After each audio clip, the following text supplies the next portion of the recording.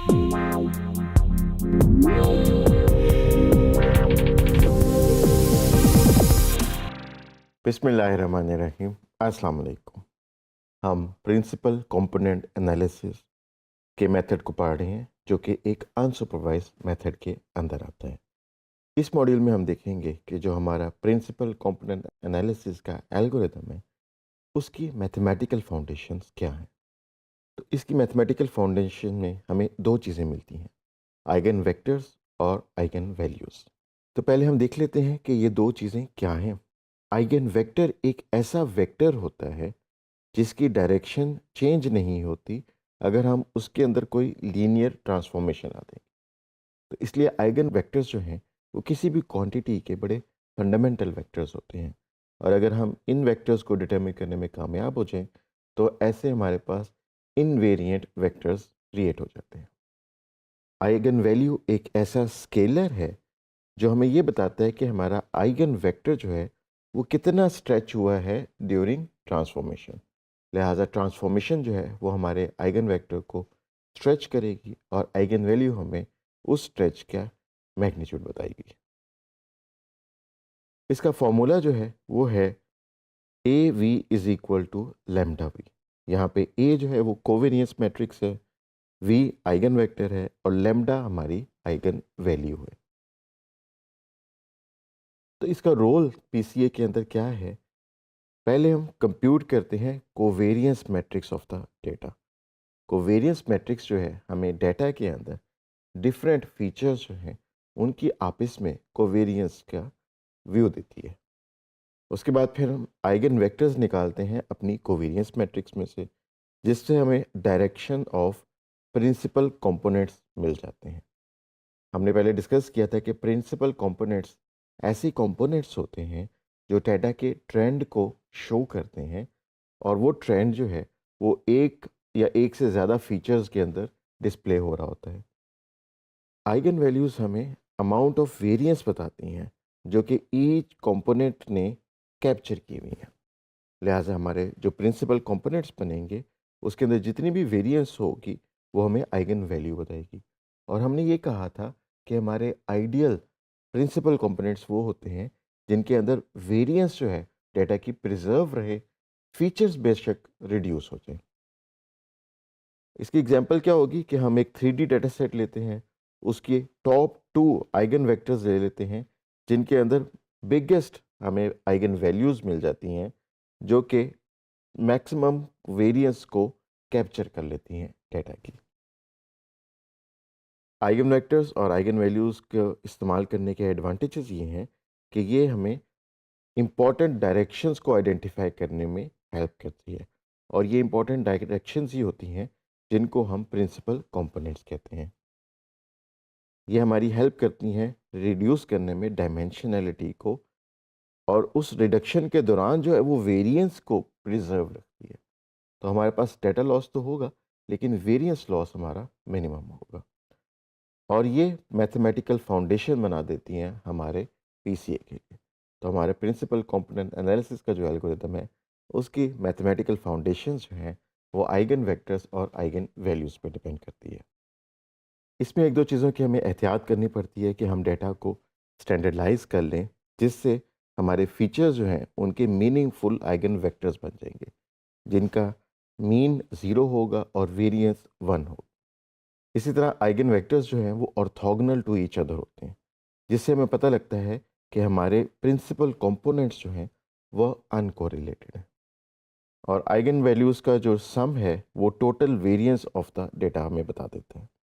तो हम चलते हैं जुपिटर नोटबुक की तरफ, और पाइथन के अंदर जो प्रिंसिपल कंपोनेंट के आइगन वेक्टर्स और आइगन वैल्यूज़, इन कॉन्सेप्ट्स को प्रोग्रामिंग के ज़रिए समझने की कोशिश करते हैं। जब हम पाइथन के अंदर आते हैं तो हम बहुत सिंपल से डेटा सेट लेते हैं ताकि हम विजुअलाइज कर सकें अपनी आइगन वैल्यूज़ और अपने आइगन वेक्टर्स को। तो यहाँ पे हमने क्या किया, हमने एक अरे ली जिसके अंदर हमने वैल्यूज़ 2 3 3 5 4 2 5 6 और 6 5 डाल दी। इसके बाद हम क्या करेंगे, सबसे पहले हम इस डेटा को स्टैंडर्डाइज करेंगे। उसके लिए हम इसका मीन और वेरिएंस निकालेंगे। इस कोड सेल को हम एग्जीक्यूट करते हैं, और हम देख सकते हैं कि जो हमारी अरे है अब उसके अंदर हमारा स्टैंडर्डाइज्ड डाटा है जो कि मीन के ऊपर सेंटर्ड है। अब आप देख सकते हैं कि जो हमारी ओरिजिनल वैल्यूज़ थी 2, 3, वो अब वैल्यूज़ बन गई हैं -2 और -1.2। इसी तरह 3 और 5 की वैल्यूज़ कन्वर्ट हो गई -1 और 0.8 के अंदर। और जो हमारी आखिरी वैल्यू थी 6, 5 की, वो कन्वर्ट हो गई 2 और 0.8 के अंदर। तो इस स्टैंडर्डाइजेशन से ये इंश्योर हो गया कि हमारा डेटा जो है वो मीन के अराउंड है और वेरिएंस के अंदर है। सेकंड स्टेप पे हम डेटा की कोवेरिएंस मैट्रिक्स निकालते हैं। और कोवेरिएंस मैट्रिक्स हमने बताया था कि ये फीचर्स के दरमियान कोवेरिएंस को शो करती है और उस कोवेरिएंस को विजुलाइज करने का बड़ा अच्छा टूल है। तो हम इस कोड सेल को चलाते हैं, तो यहाँ पे हमें covariance matrix of the data मिल गई है।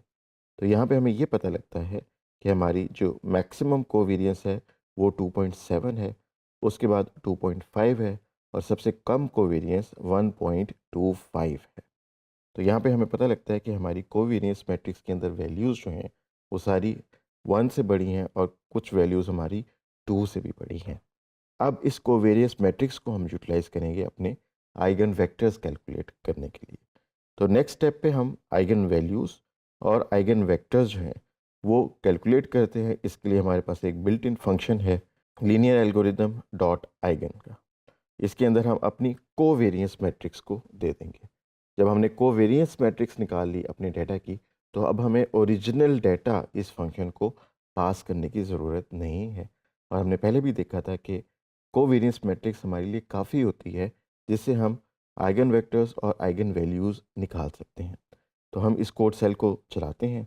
इससे हमें जो आइगन वैल्यूज़ मिल गई हैं, पहली जो आइगन वैल्यू है वो 1.34 के करीब है और सेकंड आइगन वैल्यू हमारी 3.85 के अराउंड। और हमने कहा था कि आइगन वैल्यूज़ ये डिनोट करती हैं कि हमारे आइगन वेक्टर्स जो हैं वो हमारी ट्रांसफॉर्मेशन में कितना स्ट्रेच हुए हैं। तो हमारे जो फर्स्ट आइगन वैल्यू है वो लो स्ट्रेचिंग को शो करती है और हमारी सेकंड आइगन वैल्यू जो है वो हाई स्ट्रेचिंग को शो करती है। नेक्स्ट स्टेप के अंदर हम अपने आइगन वैल्यूज़ को जो है वो सॉर्ट कर लेंगे और उसके बाद फिर आइगन वैल्यूज़ की इंडेक्सिंग करके अब हम यहाँ पे इसके आइगन वेक्टर्स को इंडेक्स करेंगे और इसके बाद हम जो डिस्प्ले करेंगे वो हम अपने आइगन वेक्टर्स को डिस्प्ले करेंगे और यही आगे चल के हमारे प्रिंसिपल कंपोनेंट्स बनेंगे। और क्योंकि एल्गोरिदम का नाम है प्रिंसिपल कंपोनेंट एनालिसिस, तो इसकी आउटपुट पे हमें डेटा के अंदर से निकाले गए प्रिंसिपल कंपोनेंट्स ही चाहिए होते हैं।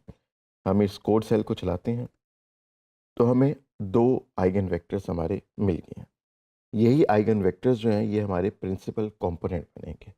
तो हमारा डेटा का जितना भी एनालिसिस था उससे हमें 2 आइगन वेक्टर्स यानी 2 principal components, principal component number 1 और प्रिंसिपल कंपोनेंट नंबर 2 यहाँ पे मिल गए हैं। पहला जो वेक्टर है उसकी वैल्यूज़ -0.67 और -0.73 हैं और दूसरे की वैल्यूज़ -0.73 और 0.67 है।